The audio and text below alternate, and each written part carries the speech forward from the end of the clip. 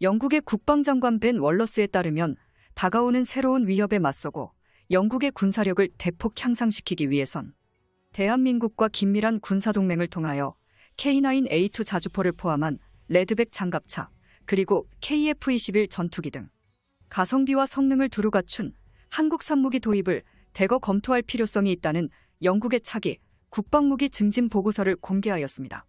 특히 영국 공군은 현재 초기형 전투기들을 교체하고 신전투기를 도입하려는 이른바 차세대 전투기 도입 사업을 진행 중에 있습니다. 이 과정 속에서 기존의 도입 예정인 F-35 스텔스 전투기 말고도 무장량이 확고히 뛰어난 전투기를 도입해 부족한 작전 반경을 늘릴 심산인데요. 그 과정 속에서 KF-21 전투기가 유력히 지목되고 있습니다. KF-21 보라매의 무장 하드포인트는 총 12개소로 총무장 탑재량은 17,000파운드나 되기 때문에 가격 대비 F-35A보다 훌륭한 화력투사 성능을 보여줍니다. 무엇보다도 최첨단 연식의 하드포인트를 보라매에 탑재해 최성층의 고고도에서도 장거리 미사일 발사 능력을 안전하게 확보한 것이 특징이라는 게 카이가 설명한 KF-21 전투기의 특장점입니다. 즉, 도입 단가를 계산해보면 F-35 전투기보다 훨씬 가성비 있는 영국 공군의 새로운 선택지가 되는 것입니다. 무엇보다 어떻게 영국이 한국산 무기를 도입하는 큰손으로 등극해버린 상황이 펼쳐졌는지 간략하게 알아보겠습니다. 현재 상황을 이해하려면 현재 급박하게 돌아가는 영국 측은 한국이 반드시 군사동맹국으로 필요한 외교적 상황을 주목해야만 합니다. 현재 영국은 유럽의 항공모함으로 불리며 유럽연합에서 가장 강력한 군사강국으로 진화하고 있습니다. 동쪽에서 다가오는 거대한 강대국의 위협에 맞서 영국이라는 국가가 유럽에서 생존하려면 더욱 강력한 국방력을 위해 노후화된 무기들을 퇴역시키고 최신형 무기들을 추가로 보유해야만 합니다. 이 발언은 영국 국방장관 벤 월러스가 나토 회의에서 발언한 내용인데요.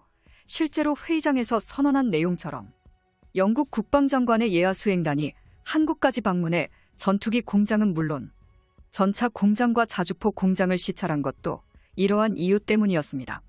우리나라 방산기업들도 역시 이것에 보답하기 위해 KF-21 전투기의 해외 수출을 위해 총력을 기울이고 있는데요. 방사청장은 이미 영국 국방부의 병기 총국장과 만나 KF-21 전투기의 뛰어난 개발 상황을 소개하며 한국산 최첨단 무기가 영국 공군 전력 발전에 크게 기여하길 바란다고 언급했습니다. 또한 영국의 동맹국이라고 불리는 미국이 추가적인 한국산 무기 구매를 위해 지원해주는 예산을 포함 기존에 있던 영국의 국방 예산을 합하여 여러 가지 다양한 한국산 무기들을 구매하는 데 필요한 예산을 마련했습니다.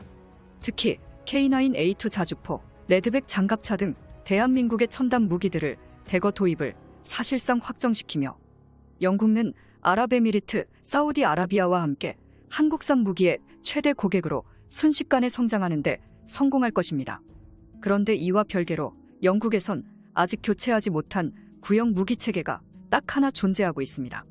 바로 공군 체계에 관해 실패작인 유로파이터가 대부분을 차지하는 형편이며 첨단화를 이룩하지 못한 것인데요. 그나마 다행히도 미국의 F-35A 전투기를 구입하기로 결정했으며 어느 정도 한숨 돌리는 듯 했지만 영국 국방장관이 기자회견에서 말하듯 아무리 F-35A가 스텔스 전투기라도 무장 능력이 부족한 게 문제입니다. 그렇다는 건 나머지 구형 전투기들을 다른 전투기 도입을 통해 반드시 교체해야 하는데요. 이러한 상황 속에서 한국 최초의 4.5세대 전투기 KF-21 전투기가 첫 비행을 성공한 사실이 영국에게도 알려집니다. 같은 시각 한국항공우주산업 역시 영국로 KF-21 전투기 수출 방안을 준비하고 있었으며 해외 수출을 염두에 둔 적이 있습니다. KF-21 전투기 같은 경우 규모의 경제를 통해 생산 라인을 추가적으로 늘려 전투기의 물량을 증가시켜야만 부품 다변화와 가격 하락을 통해 성능과 가성비 경쟁 면에서 최종 우위를 점할 수 있게 됩니다. 모범적인 예시로 K9 자주포가 꾸준한 해외 수출을 통해 세계 점유율 50%를 돌파한 후 성능 업그레이드는 물론 한 대당 생산 가격도 세계 최고 수준으로 성장한 것을 보듯 군사 전문가들 사이에선 KF-21 보라매 전투기 역시 최소 500대 이상 생산되어야만 다음 개량 형태인 블록2 스텔스기와 블록3 5.5세대 스텔스 기체로 발전하기 수월하다고 주장하고 있습니다. 그렇다면 400대의 보라매를 달성하기 위하여 한국항공우주산업이 계획하는 KF-21 전투기의 해외 수출 전략은 과연 무엇일까요? 영국 입장에서 보면 KF-21 전투기가 2026년에 개발이 완료되는 상황이 굉장히 매력적으로 다가올 수밖에 없습니다. KF-21 전투기까지 추가적으로 도입하여 한국산 무기로 군사무기 플랫폼을 완전히 통일시켜버린다면 부품 호환을 통해 장비 성능 업그레이드와 AS 서비스 면에서 어마어마한 예산 절감은 물론 한국의 방산기업들에게 상위 고객 국가가 되어 추가적인 서비스 체계를 받을 수 있는 메리트가 존재합니다. 이러한 플랫폼 통일의 이점은 한국산 무기 역시 동일하게 가지고 있습니다. 세계적으로 메이드 인 코리아의 무기가 각광받고 있다는 것도 영국에서 엄청난 메리트를 가집니다.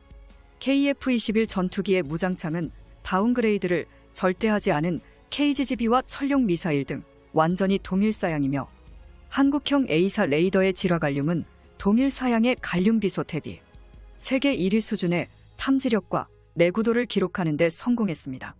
전투기의 엔진으로는 슈퍼호넷과 동일한 쌍발 터보팬 형식의 F414 엔진을 탑재했으며 추후 우리나라가 개발 중인 4만 파운드급 램제트 엔진으로 대거 교체가 될 가능성이 높습니다. 이것은 첨단 소재를 통해 기체 무게가 가벼워진 보라매 전투기의 기동력을 훨씬 상향시켰으며 무엇보다도 공대공 미사일인 미티어는 세계 최고의 전투기용 대공 미사일이라는 스펙을 자랑합니다. 이처럼 화력과 전자전, 기동성, 모든 스펙을 압살하는 초격차 성능을 보유한 KF-21 전투기는 세계 5위 공군력을 달성한 한국의 최신의 항공기체다운 진정한 모습을 영국에게 보여줄 것입니다. 사실 영국은 과거 전투기 도입에 관해 여러 가지 서러운 일들을 겪은 적이 있습니다. 유럽연합의 유로파이터 타이푼 전투기는 성능 대비 말도 안 되는 유지비로 가성비와는 거리가 먼 전투기였습니다. 또한 유럽연합 측은 차세대 무기 개발에 영국을 배제하는 것을 목표로 하고 있다고 밝히면서 영국 전투기 사업 탈락에 쐐기를 박았습니다. 컨소시엄에 참여한 국가들이 이러한 판단을 내린 주된 이유로는 당시만 하더라도 유럽연합 내에서 정책 주도에 반발하는 영국과의 관계 악화와 프랑스와 독일의 입장이 겹쳐서 발생한 상황이었습니다. 아이러니하게도 유럽연합에 반대되는 상황이었기에 영국 역시 전투기 교체 사업을 진행해야 하며 KF-21 전투기는 그들에게 훌륭한 대안으로 지목되고 있는 상황입니다. 이처럼 지금 이 순간에도 한국 방산 기업들의 해외 수출 역군을 위한 피땀 어린 도전은 끊임없이 계속되고 있습니다. 영상의 정보가 도움이 되셨다면 채널명 대구구려제국 구독과 알림 설정 진심으로 감사드립니다. 다음에 또 봬요.